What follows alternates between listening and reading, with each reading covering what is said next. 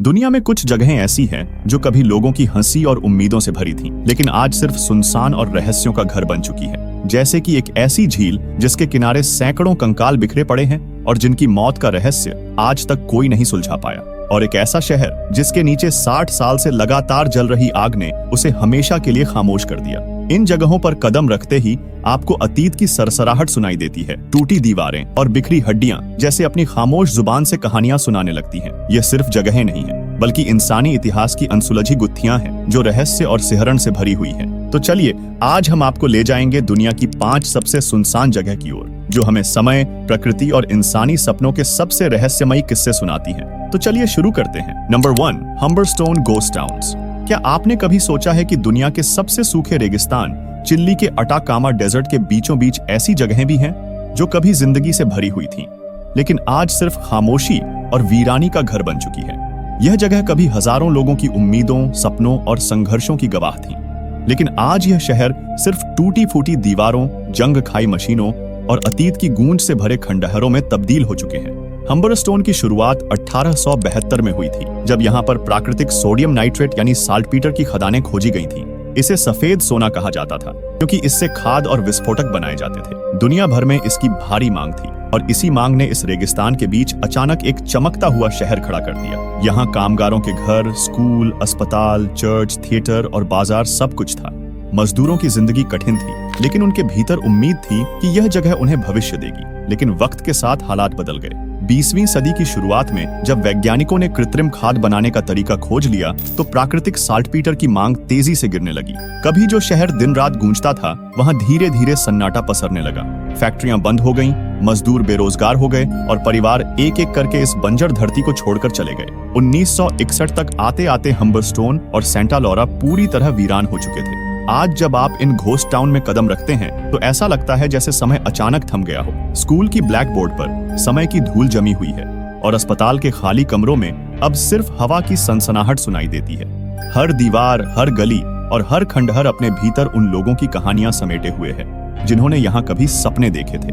2005 में यूनेस्को ने इन जगहों को वर्ल्ड हेरिटेज साइट घोषित किया, क्योंकि यह सिर्फ औद्योगिक इतिहास का हिस्सा नहीं है, बल्कि उन हजारों मजदूरों की यादें भी संजोए हुए हैं जिन्होंने इस बंजर धरती पर पसीना बहाया था। Number 2, lake Roopkund. इस झील की खोज 1942 में हुई, जब एक ब्रिटिश फॉरेस्ट गार्ड हरिकिशन माधवल यहाँ पहुंचा। उसने जो देखा वह अविश्वसनीय था, क्योंकि पानी के किनारों पर बिखरी हुई इंसानी हड्डियां थीं, जो कुछ अब भी आंशिक रूप से मांस और चमड़े से ढकी हुई थी। ऐसा लग रहा था मानो अचानक किसी अनजानी ताकत ने सैकड़ों लोगों को मौत के हवाले कर दिया हो और उनके शव इस झील ने अपने अंदर कैद कर लिए हों। सवाल यही उठा कि आखिर ये लोग कौन थे और यहाँ उनकी मृत्यु कैसे हुई। शुरुआत में तरह तरह की थ्योरियां सामने आईं। किसी ने कहा कि ये जापानी सैनिक थे जो दूसरे विश्व युद्ध के दौरान हिमालय के रास्ते भारत में घुसने की कोशिश कर रहे थे और ठंड में मर गए।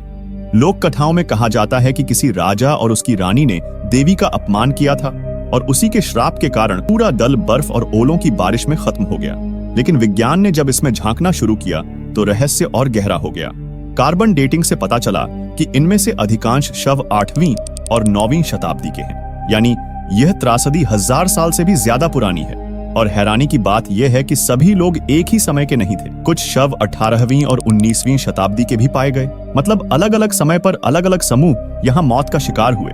डीएनए टेस्ट से और चौंकाने वाले सच सामने आया कि इनमें से कई लोगों की जीन संरचना भारत के दक्षिण एशियाई लोगों से मेल खाती थी, लेकिन कुछ शव ऐसे भी थे जिनकी उत्पत्ति दूर भूमध्य सागर के पूर्वी क्षेत्रों से जुड़ती है।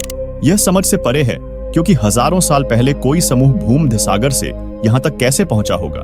कई खोपड़ियों पर गहरी चोटें पाई गईं, जैसे ऊपर से किसी कठोर गोल वस्तु ने उन्हें मारा हो। वैज्ञानिकों का मानना है कि संभव है ये लोग अचानक आए तूफानी ओलों की बारिश में मारे गए हों। उस ऊंचाई पर गिरने वाले बर्फ के बड़े बड़े टुकड़े किसी हथौड़े से कम नहीं होते।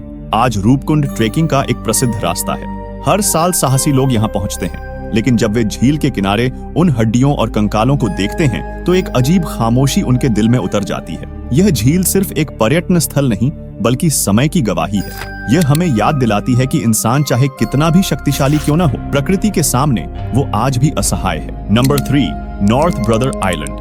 नॉर्थ ब्रदर आइलैंड का नाम सुनते ही मन में सवाल उठता है, आखिर ऐसा क्या है यहाँ। जो इसे इतना रहस्यमयी बना देता है? इसके जवाब की शुरुआत होती है साल 1885 से, जब इस आइलैंड पर रिवरसाइड हॉस्पिटल बनाया गया था। यह अस्पताल उन मरीजों के लिए था जो खतरनाक और संक्रामक बीमारियों से पीड़ित थे। स्मॉल पॉक्स, स्कारलेट फीवर और ट्यूबरकुलोसिस जैसी बीमारियों से जूझते लोगों को समाज से अलग करके यहीं लाया जाता था। सच कहें तो यहाँ आने के बाद बहुत कम लोग ही कभी वापस जा पाए। इसी अस्पताल से जुड़ी सबसे चर्चित कहानी है मैरी मैलन की, जिसे दुनिया टाइफॉइड मैरी के नाम से जानती है। मैरी अमेरिका की पहली ऐसी महिला थी जिसे टाइफॉइड का कैरियर कहा गया। यानी वो खुद कभी बीमार नहीं पड़ती थी, लेकिन उसके कारण सैकड़ों लोग इस बीमारी की चपेट में आ गए। सरकार ने उसे खतरा मानते हुए जबरदस्ती इसी आइलैंड पर कैद कर दिया। उसने अपनी जिंदगी के लगभग 30 साल इसी वीरान टापू पर बिताए और यहीं उसकी मौत हुई। लेकिन नॉर्थ ब्रदर आइलैंड की डरावनी कहानियां सिर्फ बीमारियों तक सीमित नहीं रहीं। 15 जून 1904 को पास की नदी में जनरल स्लकम नाम का यात्री जहाज आग की लपटों में घिर गया। उस हादसे में 1000 से ज्यादा लोग मारे गए। कहा जाता है कि मृतकों की लाशें इस आइलैंड के किनारे तक बहकर आईं। उस दिन का मंजर इतना भयावह था कि आज भी इसकी गूंज लोगों के दिलों में डर पैदा कर देती है। समय बीतने के साथ इस जगह ने और भी रूप बदले। 1950 के दशक में इसे नशे की लत से जूझ रहे लोगों के लिए पुनर्वास केंद्र बना दिया गया। लेकिन यहाँ का माहौल इतना रहस्यमय और खतरनाक था कि यह योजना भी ज्यादा दिन नहीं चल सकी।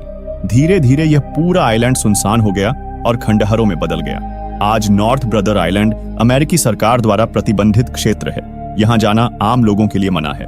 सिर्फ कुछ चुनिंदा रिसर्चर या अधिकारियों को ही यहाँ कदम रखने की अनुमति मिलती है। जो लोग यहाँ तक पहुंचे हैं उनका कहना है कि टूटी हुई इमारतें, अस्पताल के जर्जर कमरे और पेड़ों से ढकी दीवारें इस आइलैंड को एक भूतिया शहर जैसा रूप देती हैं। स्थानीय लोगों का दावा है कि रात के सन्नाटे में इस आइलैंड से चीखें सुनाई देती हैं और अजीब सी सरसराहट महसूस होती है। शायद ये वही आत्माएं हैं जो कभी बीमारियों, दर्द और हादसों के कारण यहीं दफन हो गईं। नंबर 4, सेंट्रालिया। अमेरिका के पेंसिल्वेनिया राज्य में बसा छोटा सा शहर सेंट्रालिया कभी एक खुशहाल कोयला खनन समुदाय हुआ करता था। लेकिन 19वीं सदी के मध्य में यहाँ की धरती से निकलता एंथ्रासाइट कोल इस जगह की पहचान था। इस जगह की बाजारों में चहल पहल रहती थी और गलियों में बच्चों की किलकारियां सुनाई देती थीं। लेकिन आज वही शहर सुनसान पड़ा है। सेंट्रालिया अब एक गोस्ट टाउन बन चुका है और इसके पीछे छुपा है एक ऐसी आग जो पिछले 60 सालों से बिना रुके जल रही है। सेंट्रालिया की कहानी शुरू होती है साल 1962 से, जब एक कूड़ा डंप साफ करने के लिए आग लगाई गई। सामान्य सी लगने वाली यह आग धीरे धीरे भूमिगत कोयले की परतों तक पहुंच गई और एक ऐसा इन्फर्नो बन गई जिसे बुझाना असंभव था। उस दिन किसी ने नहीं सोचा था कि यह छोटी सी चिंगारी पूरे शहर को निगल जाएगी। भूमिगत खदानों में आग फैलती गई, दरारें बनती गईं और उनसे जहरीली गैसें और धुआं निकलने लगा। जमीन अचानक धंसने लगी, सड़कें फट गईं और घरों की नींव अस्थिर हो गई। 1981 में इस आग का खौफ तब और बढ़ गया जब 12 साल का एक बच्चा अचानक अपने घर के पीछे बने एक बड़े सिंकहोल में गिरते गिरते बचा। उस गड्ढे से जहरीली गैस और गर्म भाप निकल रही थी। ये घटना पूरे अमेरिका के लिए एक चेतावनी थी कि सेंट्रालिया अब रहने लायक जगह नहीं रही। धीरे धीरे लोग अपने घर छोड़ने लगे। 1984 में अमेरिकी सरकार ने निवासियों को मुआवजा देकर पुनर्वास शुरू किया। फिर 1992 में पेंसिल्वेनिया सरकार ने पूरे शहर को आधिकारिक तौर पर अधिग्रहित कर लिया और ज्यादातर घरों को ध्वस्त कर दिया गया। यहाँ तक कि सेंट्रालिया का जिप कोड भी हटा दिया गया। लेकिन हैरानी की बात यह है कि कुछ परिवार आज भी वहां से जाने को तैयार नहीं हुए। वे इस बर्बाद हो चुके शहर में अपनी आखिरी सांसें जीना चाहते हैं। आज सेंट्रालिया लगभग पूरी तरह खाली है। टूटी फूटी सड़कों पर पेड़ पौधे उगाए हैं, घरों की जगह सिर्फ नींव बची है और हवा में हमेशा हल्की सी गंध तैरती रहती है। कभी मशहूर रही हाईवे 61 अब दरारों और ग्रेफिटी से ढकी पड़ी है। वैज्ञानिकों का कहना है कि यह आग अभी कम से कम 100 से 200 साल तक और जल सकती है।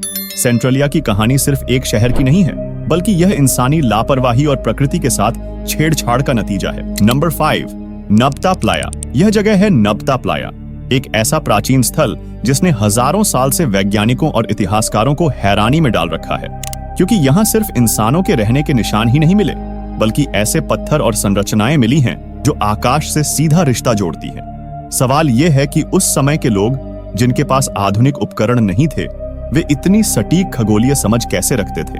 करीब 7500 ईसा पूर्व पहले, जब सहारा इतना सूखा नहीं था, तब नाप्ता प्लाया एक झील हुआ करती थी। हर मानसून में यहाँ पानी भर जाता और लोग यहाँ इकट्ठा होकर बसने लगे। यही जगह धीरे धीरे एक सांस्कृतिक और धार्मिक केंद्र में बदल गई। शोधकर्ताओं का कहना है कि यहाँ के लोग सबसे पहले गायों को पालतू बनाने वालों में से थे और उनके जीवन का एक बड़ा हिस्सा कृषि और पशुपालन से जुड़ा हुआ था। लेकिन नबता प्लाया को खास बनाती है इसकी रहस्यमयी पत्थर की संरचनाएं। यहाँ एक पत्थरों का वृत्त मिला है जिसे कैलेंडर सर्कल कहा जाता है। माना जाता है कि यह दुनिया के सबसे पुराने खगोलीय वेधशालाओं में से एक है जो लगभग 6000 साल पुराना है। यह संरचना इंग्लैंड के स्टोनहेंज से भी 2000 साल पहले की है।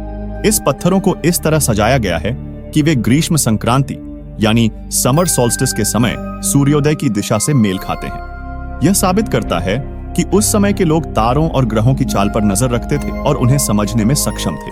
इतना ही नहीं, शोधों का दावा है कि इन पत्थरों की पंक्तियां ओरायन नक्षत्र यानी ओरियन कॉन्स्टलेशन से भी मेल खाती हैं। यह वही नक्षत्र है जिसे बाद में मिस्रियों ने अपने पिरामिडों की डिजाइन से भी जोड़ा। सवाल उठता है कि क्या नाप्ता प्लाया के लोग वही प्राचीन ज्ञान लेकर आगे बढ़े जिसने मिस्र की महान सभ्यता को जन्म दिया। यहाँ खुदाई के दौरान बड़े पैमाने पर पशुओं की हड्डियां भी मिली हैं, जिनसे संकेत मिलता है कि यहाँ बलिदान और धार्मिक अनुष्ठान किए जाते थे। माना जाता है कि यह जगह सिर्फ खगोल विज्ञान या जीवन जीने का साधन नहीं थी, बल्कि यह एक आध्यात्मिक और धार्मिक केंद्र भी रही होगी। समय के साथ जब सहारा सूखने लगा और झील गायब हो गई, तब लोग भी यहाँ से चले गए। नाप्ता प्लाया धीरे धीरे रेत और हवाओं में दफन हो गया। लेकिन जब हजारों साल बाद पुरातत्वविदों ने इसे खोजा तो उनके सामने सवालों का एक नया संसार खुल गया, जैसे कि क्या यह वास्तव में यह दुनिया का पहला खगोलीय वेधशाला स्थल था, और क्या यहाँ से वह ज्ञान शुरू हुआ जिसने पिरामिड जैसी अद्भुत इमारतों को जन्म दिया, या फिर यह सिर्फ प्रतीकात्मक धार्मिक संरचनाएं थीं। इन सवालों का जवाब आज भी किसी के पास नहीं है। नाप्ता प्लाया हमें यह एहसास दिलाता है कि इंसान हजारों साल पहले भी सिर्फ जी नहीं रहा था, बल्कि आकाश को समझने, भविष्य को देखने और जीवन के रहस्यों को सुलझाने की कोशिश कर रहा था। तो दोस्तों, आपका दिल से धन्यवाद क्योंकि आपने यह वीडियो पूरा देखा। अगर आपको हमारा यह वीडियो पसंद आया हो तो इसे लाइक जरूर करें, अपने दोस्तों के साथ शेयर करें और हाँ, चैनल को सब्सक्राइब करना बिल्कुल न भूलें क्योंकि यह आपके लिए फ्री है और हमें इससे बहुत मदद मिलती है। तो दोस्तों, फिर मिलेंगे एक और दिलचस्प वीडियो के साथ। तब तक के लिए बाय।